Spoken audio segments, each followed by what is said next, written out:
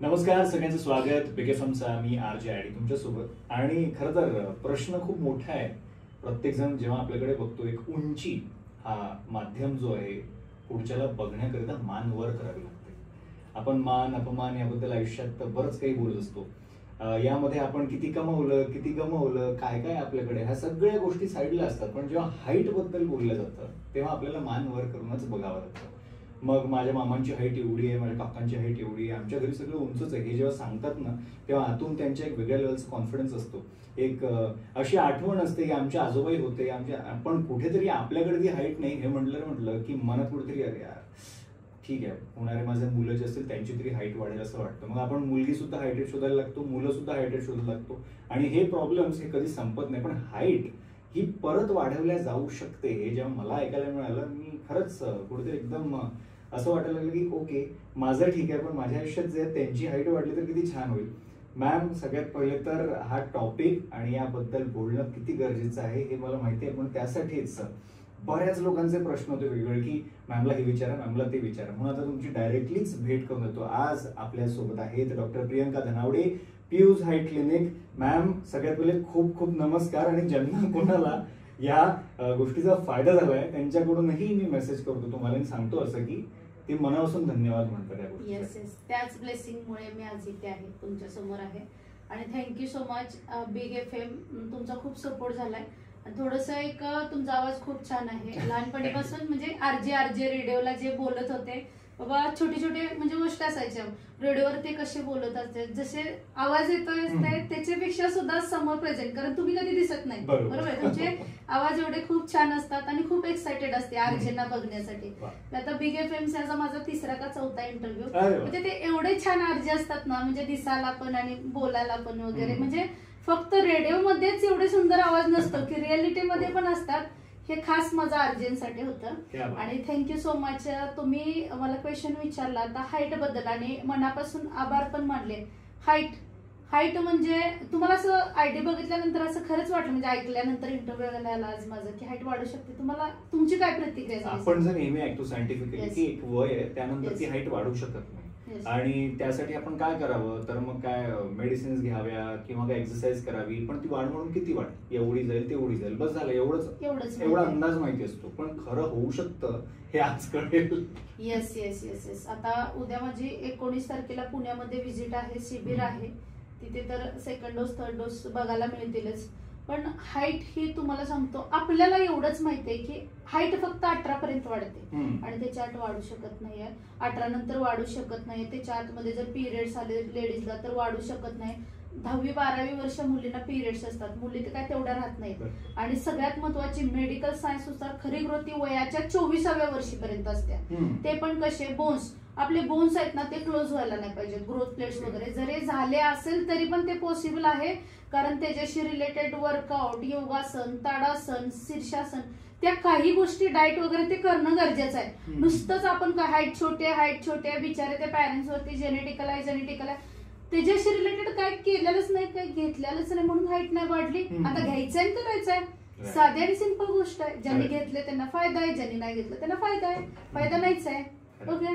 Okay ma'am, मग mostly लग्नाच्या वेळेस मुलगी उंच पाहिजे, मुलगा उंच पाहिजे याची डिमांड खूप जास्त असते. कारण पुढची येणारी पिढी हाईट मध्ये कमी नसावी असं सगळ्यांना वाटत असतं. याबद्दल त्या लोकांनी काय करावं, तुमच्याशी कसा कॉन्टॅक्ट साधावा? कारण त्यांना जर माहितीच नाही, त्यांच्यापर्यंत ती अवेअरनेस पोहोचलेली नाहीये. पण तुम्ही सोशल मीडिया या माध्यमातून किंवा युट्यूबच्या माध्यमातून बऱ्याच लोकांपर्यंत पोहोचता, गावागावात पोहोचता. त्यांच्यापर्यंत काय संदेश देऊ इच्छिता? कारण कुठेतरी मनात वाटतं माझा नवरा उंच असावा, काय करावं त्यांनी? बरोबर आहे. ऍक्च्युली कसं आहे, हाईट ही जेनेटिकल वरती आणि ती नैसर्गिक देण आहे. ती छोटी असू दे मोठी असू दे, ती फक्त आपली इच्छा पाहिजे त्याच्याशी रिलेटेड. तुमचे बाबा तुम्ही नुसतं म्हणून चालणार नाही माझी उंची कमी आहे आणि माझी उंची कमी आहे. हा, आता तुम्ही क्वेश्चन विचारला, हा क्वेश्चन खूप माझ्यासाठी चांगला होता. सगळ्यांना काय वाटतं मी पोलीस भरती, आर्मी भरतीवाल्यांचीच हाईट वाढवून देतो, जेणेकरून तसं नाहीये बाबा. माझ्याकडे बाबा लग्नासाठी स्थळ आल्यात, कधी कधी काय होतं मुलगा छोटा आहे, आता दिसायला असं आलंय की मुलगा छोटा आहे आणि मुलगी उंच आहे. मॅडम प्लीज आमच्या घरचे म्हणायला लागले, दुसरं तो काळा जरी दिसायला आलं असेल, तो ब्लॅक जरी असेल तरी चालेल, पण कमी हाईट वाला नको मॅडम, हाईट वाढून द्या, अशा विनंती करत असतात. आणि कसं आहे माहितीये का, एक नॅचरली जेनेस आहे, तुम्हाला चान्स आलाय, चान्स मिळालाय माझ्या माध्यमातून की तुम्हाला एक चान्स आलाय, तर तो चान्स तुम्ही सोडायला नाही पाहिजे. पण ते कसं आहे माहितीये का, ते प्रॉपर करणं पण गरजेचं असतं. नुसतं मॅडमकडे आलं, मेडिसिन घेतलं म्हणून हाईट वाढते असं काही नाही. तुमच्या बेजी शेड्यूलमुळं ते सगळं वर्कआउट करून, ते सगळं एक प्लॅन करून, स्वतःला एक तास देऊन मग ते करणं गरजेचं आहे, तर ते प्रॉपर ते होणार आहे. मॅम, बरेचदा आपण बघतो की हो, मुलींचा अभ्यास असतो, घरची कामं असतात, लहानपणापासून थोडं खेळाकडे लक्ष कमी असतं किंवा अभ्यास जास्त असेल किंवा घरचं जाऊ देत नाही, थोडा अंधार व्हायला लागला की चला घरात या पटापट. खेळणं तेवढं पुरेसं होत नाही. आजकाल मुलींमध्ये जास्त हाईट कमी बघायला मिळते. याचं कारण काय आणि काय करू शकतात मुली ज्यांची आता हाईट वाढायला लागली, किंवा त्यांनी काय प्रयत्न करावे खरं तर? आता जे घरी म्हणजे जे घरीच लेडीज असतात, तर माझं काय एक मत आहे, 1 बार असतात, बार असतात, स्ट्रेचिंग बार. जेवढं तुम्ही नाही जरी जमत, माझी एक लिंक आहे YouTube, doctor P height clinic YouTube channel आहे, तुम्ही लिंकवर 21 मिनिटाचा, 9 मिनिटाचा आणि 7 मिनिटाचे असे एक्सरसाइज दिलेत, तेवढं जरी करणं गरजेचं आहे. हाईटशी रिलेटेड स्ट्रेचिंग करणं गरजेचं आहे. हाईट महत्वाची असेल तर स्ट्रेचिंग, लटकणे, पुलअप्स करणं गरजेचं आहे. घरी बाई काहीच नसेल, घरी लॉफ्ट आहे, त्याला एक 20-20 मिनिटं, 10-10 मिनिटं असे सेट करून अर्धा तास ते तर करू शकते. तुम्हाला वाढवायचं आहे ना तर करू शकता. छोटे छोटे एक्सरसाइज करणं गरजेचं आहे. योगा करायला बाहेर जायची गरज नाही, तुम्ही योगा करू शकताय, त्याच्याबद्दल डाएट मेंटेन करू शकताय. बरोबर आहे, तुमची इच्छा पाहिजे. नुसतं बसूनच सगळ्यांचं खूप ऐकतं पाहिजे सगळ्यांना, की जे पॉसिबल नाहीये. मॅम, बरेचदा ट्रॅफिक मध्ये किंवा इकडून तिकडे जाताना ना, ऑटोच्या मागे लिहिलं असतं आयुर्वेदिक औषधी उपलब्ध आहे, एका दिवसात हाईट वाढवा, 3 दिवसात हाईट वाढवा, 15 दिवसात हाईट वाढवा. काय असतं मग हे? काय खरं आहे, काय खोटं आहे? लोकांनी कुठं जावं? ऍक्च्युली मी म्हणू शकत नाही माझ्याकडेच या, माझंच परफेक्ट आहे, मी जगात 1 नंबर चालू आहे. ऍक्च्युली मी माझे रिव्ह्यू बघा, माझे रिझल्ट बघा आणि मग तुम्ही माझ्याकडे या. पेरेंटचे एक्सपिरियन्स पण आपल्याकडे आहेत. आता सगळ्यात महत्वाच्या अशा कंपनीशी रिलेटेड आता ते ऑनलाईन घेतात. आता मी जे मेडिसिन देतो, माझा फेस दाखवते तुम्हाला, माझं 1 महिन्याचं मेडिसिन घ्या, माझा 3 महिन्याचा कोर्स आहे. 3 महिन्याच्या कालावधीमध्ये डाएट, वर्कआउट, स्ट्रेचिंग, योगासन हे सगळं काय करायचं, वेळेवर मेडिसिन, हे मी सांगते. जे की माझ्या फेसने मी प्रेझेंट आहे, ते मी त्यांना सांगणार आहे की तुम्ही 1 महिन्याचं घ्या, ट्राय करा, तुम्हाला कसे चेंजेस वाटतात हे तुम्ही ठरवा. आता ऑनलाईन घेतलं तर तुम्ही कोणाला विचारायला जाणार आहे? विचारा तर जाऊ शकत नाही ना. तरी प्रेझेंट असणाऱ्यांना महत्व द्या, म्हणजे जे कोणी असेल ते. मॅम, कधी कधी आपण बघतो की आई बाबांची हाईट थोडी कमी आहे किंवा आजोबांची कमीच होती, पण मुलांची हाईट एकदम वाढलेली असते.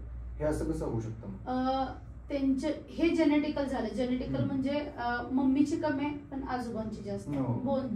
जीन्स वरती हाईट डिपेंड असते.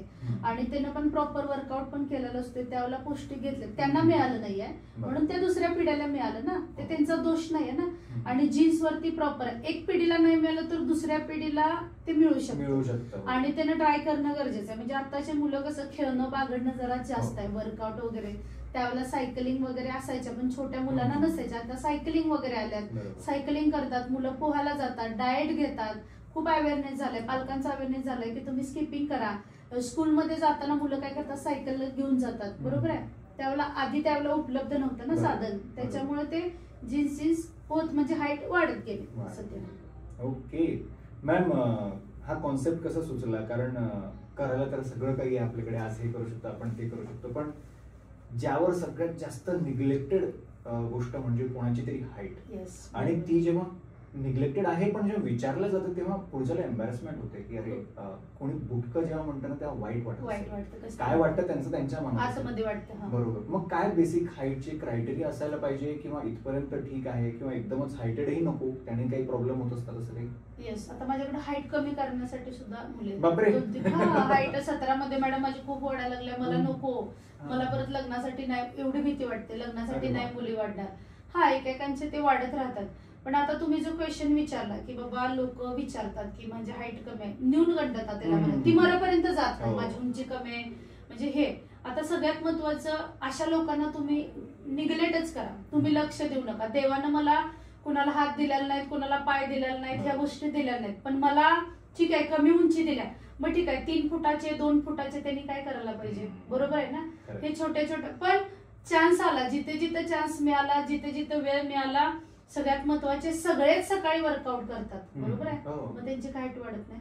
उंचीचा व्यायाम केल्यानंतर हाईट वाढणार आहे, हाईटचा व्यायाम केल्यानंतर हाईट वाढणार आहे. हे त्यांनी जे आहे त्यांनी जाणून घेतलं पाहिजे. माझी उंची कमी आहे, मला काहीतरी केलं पाहिजे. जोपर्यंत आतून येत नाही तोपर्यंत ते जे मनाचे जे क्वेश्चन आहेत ते जाणं गरजेचं आहे. परत असं म्हणायला नको की मी प्रयत्न नाही केला. प्रयत्नार्थी परमेश्वर म्हटलेच कशाला. म्हणून मी लास्ट 42 आणि 30 चे माझे रिझल्ट आहेत. ते पण असंच माझ्या लेक्चर असायचं त्यावेळेला ते म्हणायचं मॅडम मी घेऊन बघू का वाढेल. माझं 40 नंतर तसंच झालं. घेऊन बघू का वाढेल, मी घेऊन बघू का, मी घेऊन बघू का, घ्या हा मी घेऊन बघू का. आता कसं झालं की मागच्या वेळेला 3 महिन्यामध्ये म्हणजे 2021 मध्ये 9 वर्ष झालं माझं क्लिनिक आहे. सगळंच आयुर्वेदिक आहे माझ्याकडे. त्यावेळेला मला कसं होतं की त्यावेळेला का सुचलं नाही. लोक मला विचारतात. हाली मला आताच कळालं. ते पण कसं झालं 2021 मध्ये माझ्याकडे भरती करणाऱ्या मुलांचा कल जास्त आला. आर्मी भरती, पोलीस भरती. मला वैयक्तिक माझा रिझल्ट खरोखर खूप चांगलं वाटलं. मी माझ्याच मनाने केलं. डॉक्टर पीयू खाली सामाजिक आवड असल्यामुळे मी तिथं लिहिलं ज्यांची पोलीस भरती, आर्मी भरती, शेतकऱ्यांची मुलं ज्यांची हाईट कमी असेल तर संपर्क साधा. मला काय वाटलं सांगली, सातारा, कोल्हापूर साठी पोस्ट मर्यादित असेल. माझं काही सेटअप न तयार असता पोस्ट झाल्यावर अजूनपर्यंत आता 1.5 ते 2 लाख वेटिंग आहे. सध्या 400 ते 500 कॉल दिवसभरात येतच असतात. ओके. मग मी काय केलं वर्षभर जे थोडी हाईट ही वाढते हे मला 1,00,000% माहित होतं. पण किती वाढते काय वाढते हे मी रेशो सांगू शकत नाही. त्यावेळेला सांगू शकत नव्हतं पण आता मी करेक्ट सांगू शकतो. मी काय केलं वर्षभर जी थोडी पावडर देत होतो तो ऑलरेडी 3 महिन्यामध्ये कन्वर्ट केलं आणि 3 महिन्याचा कोर्स केला. त्या 3 महिन्यामध्ये कोणाचा 1.5 सेंटीमीटर, 2.5 सेंटीमीटर, 3.5, 4.5, 5.5 सेंटीमीटर हा प्रत्येकाच्या प्रकृतीवर आला. देताना महिन्याच द्यायला लागले. 1 महिन्याचं, महिन्याला कुणाचा अर्धा आला, 1 आला, 1.5 आला, 2.5 आला, 2.5 सेंटीमीटरचा 1 इंच आला. बिचारी भरती करणारी पोरं त्यांचं मला डोळे झाकून टेन्शन नाही. सांगायची गरज नाही. वर्कआउट करा, योगासन करा, ताडासन करा, ऑटोमॅटिक होतं. मग असं करत करत करत करत ते व्हायरल गेलं आणि मौत पब्लिसिटी एवढी झाली. मग त्या मॅडमकडे हाईट वाढते छोट्या. मग त्याच्यानंतर मी आता पुण्या, मुंबई येणाऱ्यांची संख्या जास्त झाली. कोल्हापूर येणं परवडणच. पुरं काय म्हणायला लागली की मॅडम तुम्ही आमच्या ठिकाणी, मी किती ठिकाणी जाणार. मग मी काय केलं आयडिया शिबिर घ्यायला चालू केलं. म्हणजे महिन्यातनं एकदा. उद्या पुण्यामध्ये आता 6व्यांदा येतो, मुंबईमध्ये 9व्यांदा चालले मी ते नागपूर वगैरे. येणाऱ्यांची संख्या जास्त आहे. तिथं फक्त रील्सवर अनाउन्समेंट करते मी या ठिकाणी ह्या ऍड्रेसला येतो तुम्ही हे करा. तिथं 500 ते 400 ज्यांनी रिझल्ट एकमेकाच्या माउथ पब्लिसिटी आम्ही बघितले आमच्या याला रिझल्ट आला, आम्हाला कोर्स कंटिन्यू करायचा आहे. असं करत करत ते आपलं वाढत गेलं. क्या बात आहे. मॅम एक बेसिक प्रश्न अजून तो असा की तुमच्या मते काय एक परफेक्ट किंवा नॉर्मल हाईट असायला पाहिजे मुलासाठी पण आणि मुलीसाठी पण जे कोणी बघतात. येस. मुलगीची आता पोलीस भरतीला जे क्रायटेरिया येतोच कोणत्याही मुलगीची 155 असावी हाईट आणि कोणत्याही पुरुषाची 165 असावी. दिसताना ती आय लेवलला चांगली दिसते.